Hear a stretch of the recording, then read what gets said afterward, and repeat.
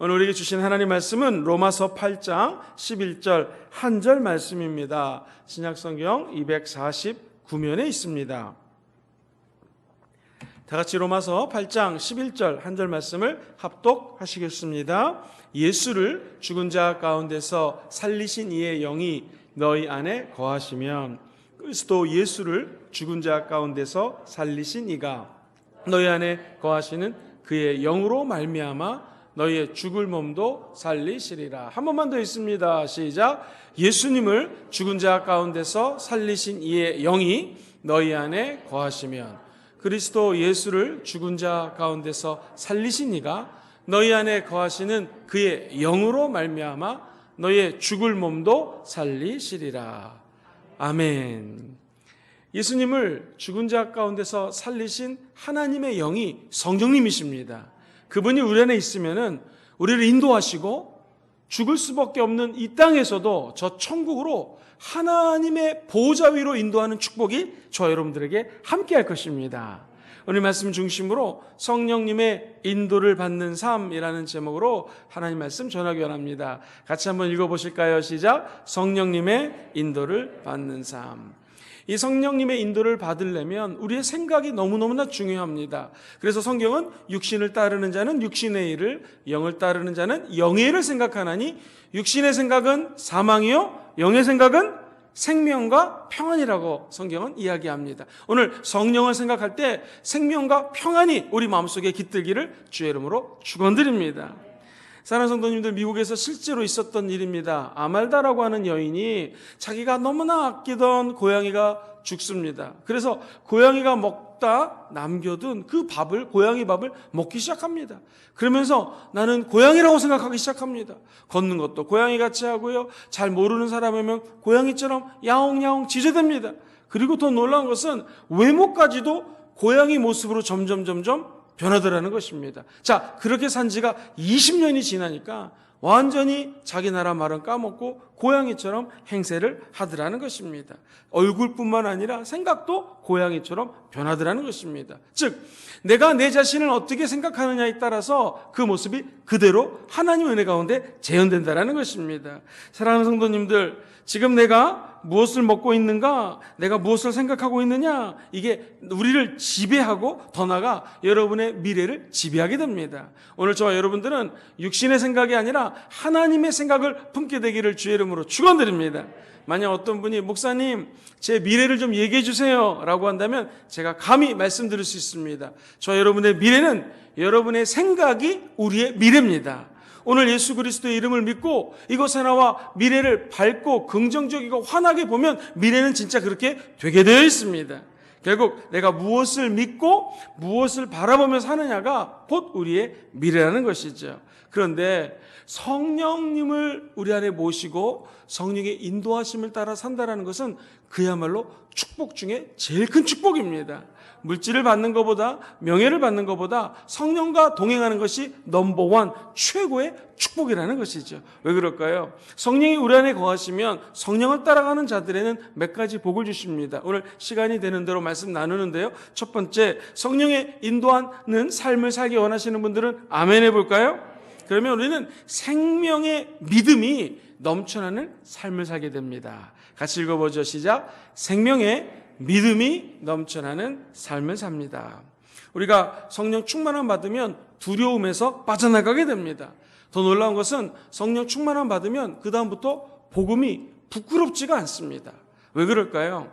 성령을 믿는 자들에게는요, 하나님이 주시는 담대함이 임해요. 자, 그것을 로마서 1장 16절로 17절 이렇게 표현합니다. 시작. 내가 복음을 부끄러워하지 아니하노니 이 복음은 모든 믿는 자에게 구원을 주시는 하나님의 능력이 됨이라. 먼저는 유대인에게요, 그리고 헬라인에게도라. 복음에는 하나님의 의가 나타나서 믿음으로 믿음에 이르게 하나니 기록된 바 오직 의는 믿음으로 말미암아 살리라 함과 같으니라. 할렐루야. 이 말씀의 핵심은 무엇입니까? 사도 바울이 나는 복음을 부끄러워하지 아니한다. 왜? 이 복음을 믿는 자에게는 하나님이 주시는 능력이 임한다라는 것입니다. 첫째는 한국 사람이라면 같은 한국 사람에게, 두 번째는요, 한국 사람이 아니라 이방인에게도 복음을 증거할 수 있는 강하고 담대함이 임한다라는 것입니다. 제가 재미있는 얘기 드리겠습니다. 한 번은 최자실 오살리 금식기도원에서 저도 이제 기도를 하고 금식을 좀 마치고 버스를 타고, 일본에 차를 안 가져가고요, 버스를 타고 내려오는데 제가 잊지 못할 장면을 목격하게 됩니다. 그것은 권사님 한 분이 이 미국 사람이랑 대화를 하는데요, 버스에서요, 권사님 보니까 영어를 전혀 못해요. 그런데 복음을 전하고 둘이 대화가 되더라고요. 어떻게 하는지 아세요? 할렐루야! 그러니까 미국 사람이 할렐루야! 이러고요. 예수 네 마음에 아멘. 그러니까 미국 사람이 아멘. 그리고 내 마음에 예수 아멘 아멘 막 이렇게 하면서 두 분이 영어 걸로 쓰지, 별로 영어 안 쓰고요, 아멘 할렐루야, I have 예수, you have 예수, 오케이 막 이러면서, 와, 저는 그 얘기를 들으면서요, 야, 이게 영어가 전혀 통하지 않는데 복음 전할 수 있겠구나, 그런 생각 들더라고요.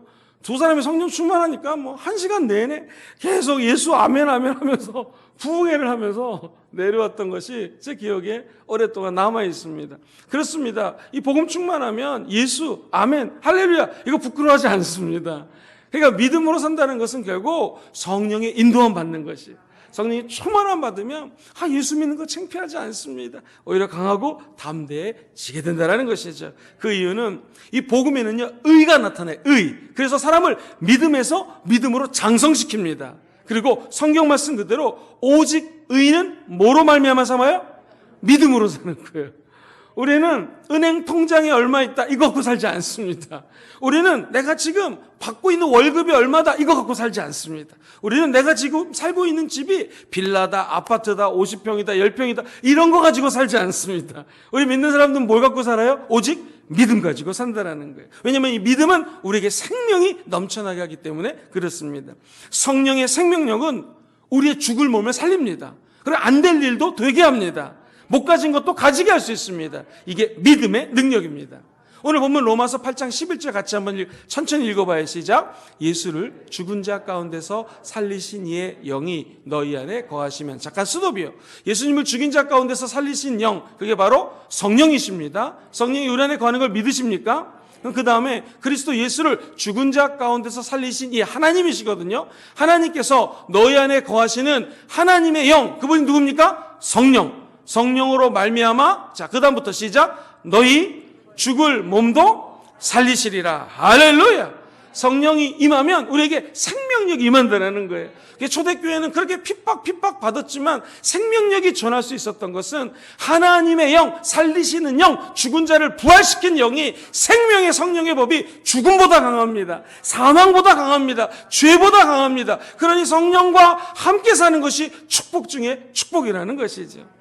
옛날 얘기 하나 해드리겠습니다. 민들레 전설이라는 게 있어요. 옛날 아주 오래전에 하나님이 사람들이 하도 악이 관영하니까, 요즘 말로 악. 사람들이 생각하는 것도 악이요, 사는 것도 악이요, 말도 악이요. 이래서 하나님이 안 되겠다, 세상을 심판해야겠다라고 마음을 먹습니다. 그래서 노아를 시켜서 방주를 만들고요. 방주는 교회를 상징합니다. 이 방주에다가 동물들을, 암컷과 수컷을 다 집어넣습니다. 이제 다 동물들이 타니까 주님이 문을 닫으라 해서 닫았습니다. 그런데 꽃들이 숨겨져 있잖아요. 근데 민들레가 얘기합니다. 하나님 도와주세요. 저희들 좀 살 수 있도록 도와주세요. 그랬더니 하나님이 그 기도를 응답하셨습니다. 할렐루야. 그래가지고 갑자기 바람을 샥 불게 하니까는요, 민들레 홀씨가 하늘로 샥 나릅니다. 이 민들레는요, 너무 열심히 기도해가지고 머리가 휘어졌대요. 할렐루야. 그래가지고 흰머리 흩날리면서 날아다니다가 하나님이 얘를 어디다 안착시켰냐면 노아 방주 위에다가 샥 안착시켰습니다. 그리고 난 다음에 비가 내리고 이 가만히 민들레 홀씨가 노아 방주를 들여다봤더니 모든 동물들이 다 감사하더랍니다.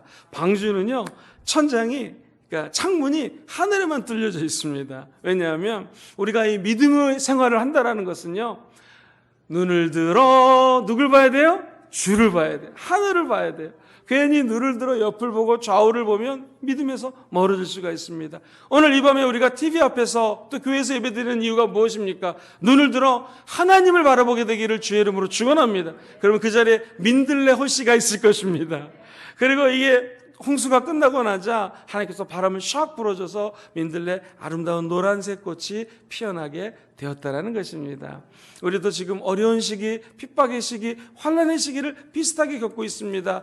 이게 만약 전설이지만 사실이라면 우리도 민들레 같은 철저한 생명력이 필요합니다. 머리가 휘어질도록 기도해서 응답받게 되기를 주의 이름으로 축원드립니다. 우리가 민들레 같은 근성과 생명력과 거룩한 악작 같음이 있게 되기를 주의 이름으로 축복합니다. 하나님은 저와 여러분들을 살리십니다. 죽이지 않습니다. 멸망시키지 않습니다. 결국 영생 주십니다. 그것이 좋으신 우리가 모시고 사는 성령 하나님의 은혜인 줄 믿습니다. 초대교회 성도들이 민들레 같았습니다. 절대로 핍박과 고난과 외부의 압력에 굽히지 않았습니다. 왜 그랬을까요? 예수의 영, 성령님의 생명력이 있었기 때문입니다. 그래서 성령의 인도함을 받는다는 것은 단순한 믿음이 아니라 생명력이 넘치는 믿음이에요. 생기가 있고 활력이 있고 은혜가 있고 믿음 안에 살아갈 수가 있다는 것입니다. 그래서 요한복음 6장 63절을 읽어봅니다. 시작. 살리는 것은 영이니 내가 너희에게 이른 말은 영이요 생명이요. 살리는 건 뭐라고요? 영입니다. 육은 무익합니다. 우리에게 말하는 것은 하나님께서 주신 영으로, 생명으로 말한다라는 거예요. 그 생명력이 있으면 유익하신 하나님이 결국 저와 여러분들을 은혜의 세계, 축복의 세계, 믿음의 세계로 인도한다는 것이죠. 오늘 이 밤에 다 없어져도 한 가지 붙으시면 됩니다. 믿음입니다.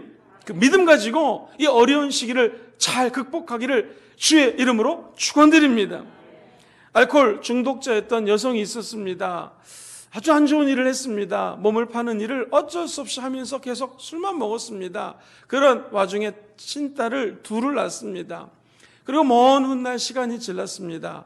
첫째 딸이 보고 싶어서 수소문을 해서 첫째 딸을 만나러 갔어요. 그랬더니 이게 웬일입니까? 자기보다 더 심한 알코올 중독에 걸렸고 몸을 파는 일을 하고 있었습니다. 넌 어떻게 이렇게 살고 있니? 그랬더니 그 딸이 하는 말이 내가 엄마랑 살면서 엄마 하는 것을 봤기 때문에 그래요. 이렇게 얘기를 했답니다. 너무 마음이 아파서 둘째 딸을 또 수소문해서 찾아갔어요. 그랬더니 둘째 딸은 정말 좋은 남편 만나서 훌륭한 아내가 되어서 자녀 낳고 너무나 행복하게 사는 거예요. 넌 어떻게 이렇게 행복하게 살 수 있었니? 그랬더니 딸하는 말이 내가 엄마가 하는 것을 보고 자랐기 때문에 그래요. 첫째 딸, 둘째 딸 똑같은 얘기했습니다. 우리도 마찬가지입니다. 믿음 있는 사람은 무엇일까요? 우리 엄마 아빠가 나에게 조금 안 해줘도 믿음 있는 사람은 오히려 그것을 반면 겨울 삼아서 더 잘 되게 되는 것입니다. 우리 부모님이 나에게 해준 거 없다고 불평하는 것이 아니라 그것 때문에 더 잘 되는 것이 믿음의 사람입니다. 환경이, 회사 사장님이, 우리 부모님이 또는 내 아내가, 남편이 나에게 잘못돼줘갖고 내가 이 모양 이 꼴로 삽니다. 아닙니다. 믿음의 사람은 모든 것들을 합력하여 선을 이루는 주님의 은혜와 주님의 백 가지고 사는 것입니다. 세상 백, 돈, 물질 이런 거 없어도 우리는 믿음만 있으면 됩니다. 이 믿음은 어떻게 하면 우리 마음속에 자라날 수 있을까요? 오늘 찬양했던 것처럼 믿음은 손에 잡히지도 않고 귀에 들리지도 않고 눈에 보이지 않습니다. 그러나 믿음은 살아서 꿈틀꿈틀 역사하는 것입니다. 믿음은 바라는 것들의 실상이라고 그랬습니다. 우리가 생각하고 우리가 바라는 게 있으면 그것을 믿음 위에 얹어 놓으시면 됩니다. 믿음은 밑받침입니다.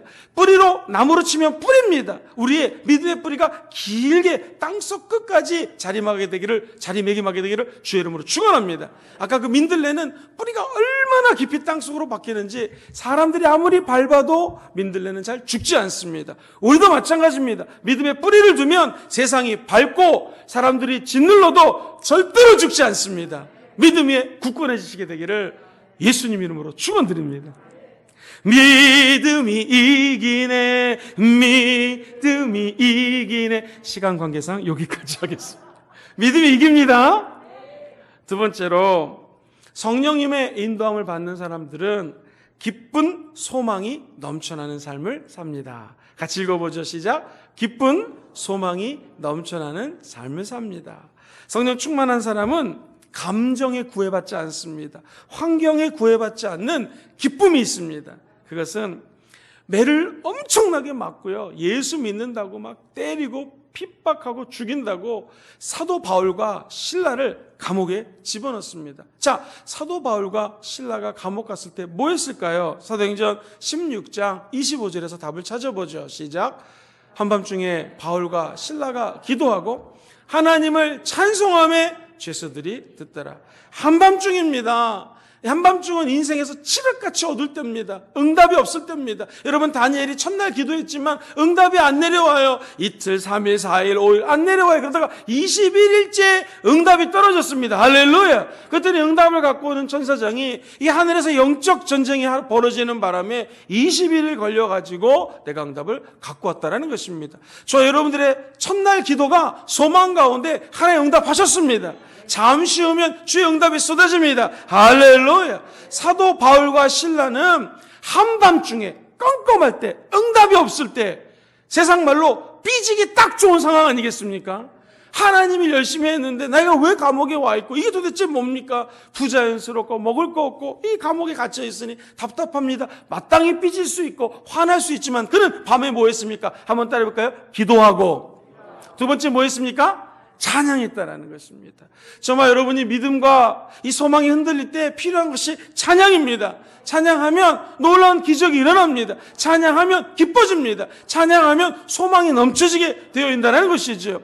누가복음 10장 21절 보면 예수님도 성령으로 기뻐하셨다고 얘기합니다. 같이 읽어볼까요? 시작. 그때에 예수께서 성령으로 기뻐하시며 이르시되 천지의 주제이신 아버지여, 이것을 지혜롭고 슬기 있는 자들에게는 숨기시고 어린 아이들에게는 나타내심을 감사하나이다.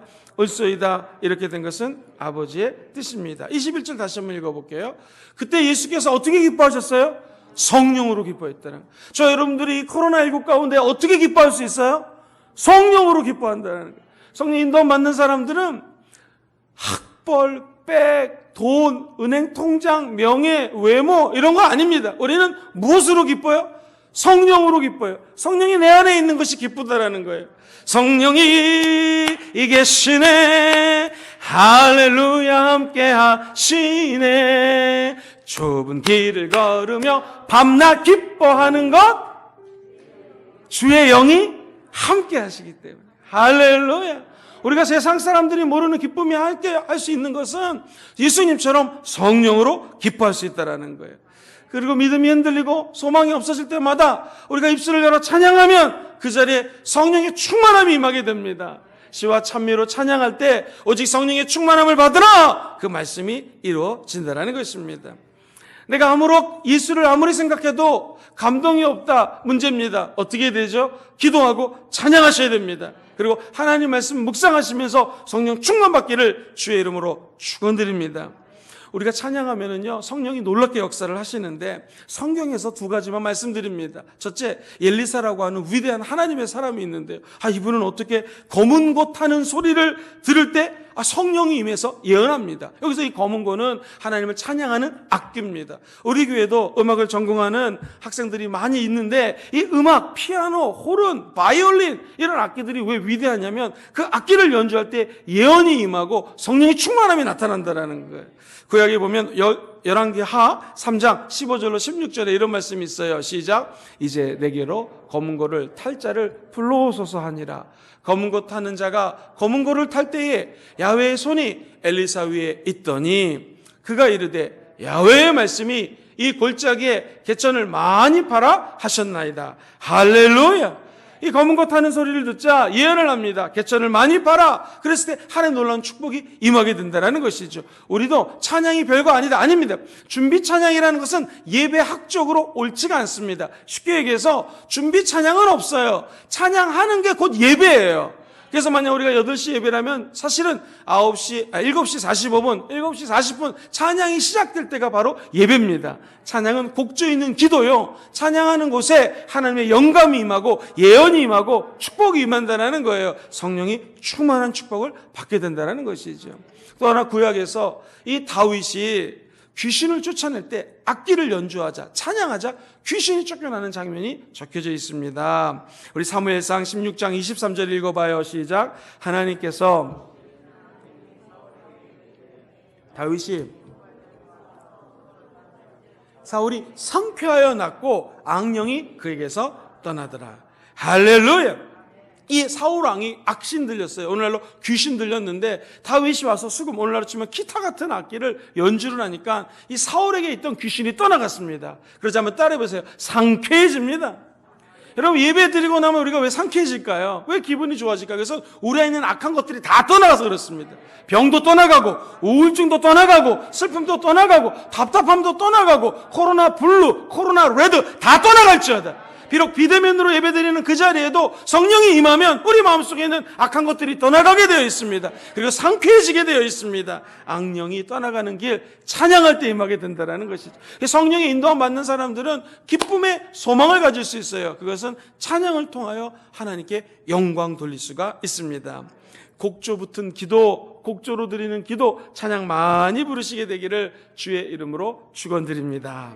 한 가지 예화를 좀 드리고 실제로 있었던 일인데요. 좀 말씀을 정리하겠습니다. 이 목사님 중에서 메릴린 캐러더스라고 하는 유명한 목사님이 계시는데 책을 많이 적었어요. 근데 이분이 쓴 책은요, 제목을 읽어드릴게요. 찬송생활의 권능, 찬송생활의 응답, 감옥생활에서 찬송생활로. 참 제목도 잘 졌습니다. 그 책 가운데 하나 나오는 이야기입니다. 이제 목사님이 기도하고 있는데 성도님 한 분이 찾아와서 목사님, 우리 딸 좀 위해서 기도해 주세요.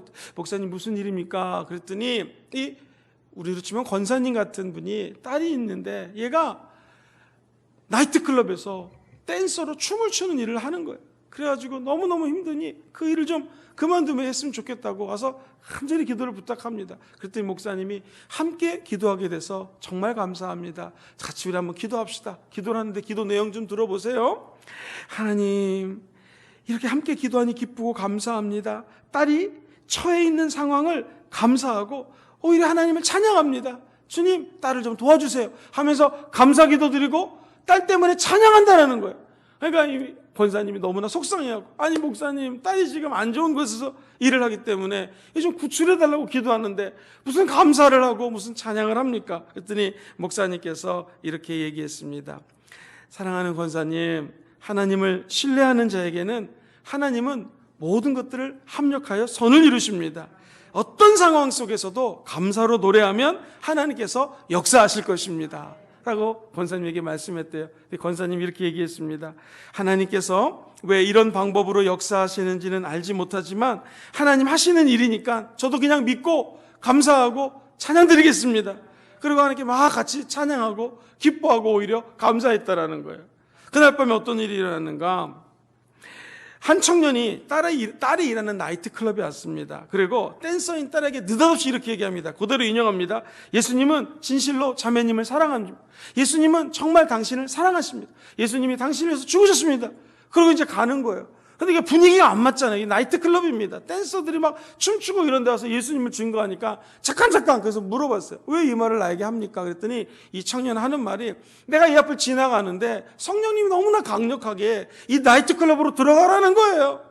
그래가지고 저 자매에게 내 말을 전하라 해서 자기가 3번이나 이 성령님이 당신을 사랑합니다. 예수님 당신 때문에 죽었습니다. 예수님이 당신을 정말 좋아하십니다. 라고 얘기를 했다라는 거예요. 그래서 그 자리에서 이 자매가 눈물을 흘리면서 옷을 갈아입고 엄마에게로 왔다라는 것입니다. 그리고 엄마와 딸이 함께 하나님께 감사 찬양 드렸다라는 것입니다. 이 기적 같은 일들이 이게 어떻게 사람이 만들 수 있겠습니까? 성령님이 인도하는 것입니다. 우리에게는 소망이 있어요. 그것은 우리 안에 계신 성령님과 함께 찬양할 수 있습니다. 아무리 어려워도 하나님 앞에 곡조 있는 기도 올려드릴 수가 있습니다. 그것이 우리 안에 있는 기쁨의 소망입니다. 할렐루야. 성령이 주는 기쁨은 세상이 주는 기쁨하고 틀려요. 학위증 이런 거 아닙니다. 갑자기 돈이 5억이 딱 생겼다 이런 거 아닐 수 있습니다. 주님 주시는 기쁨은 성령이 뱃속 깊은 곳에서 생수를 부어주셔서 흘러넘치는 기쁨이 좀 있습니다. 이 소망의 기쁨이 오늘 예배드리는 여러분에게 함께 하시기를 주의 이름으로 축원드립니다. 말씀 정리합니다. 성령이 임하는 자에게는 인도함을 받게 되어 있는데 2가지 인도해 주십니다. 첫 번째, 어떤 인도였습니까? 우리 믿음이 생기는데 그냥 믿음 아닙니다. 다 같이 한번 읽어보겠습니다. 시작. 생명의 믿음이 넘쳐나는 삶을 사십시오. 2번째입니다. 시작. 기쁜 소망이 넘쳐나는 삶입니다. 오늘 이 밤에 믿음과 소망이 넘쳐날 지어다.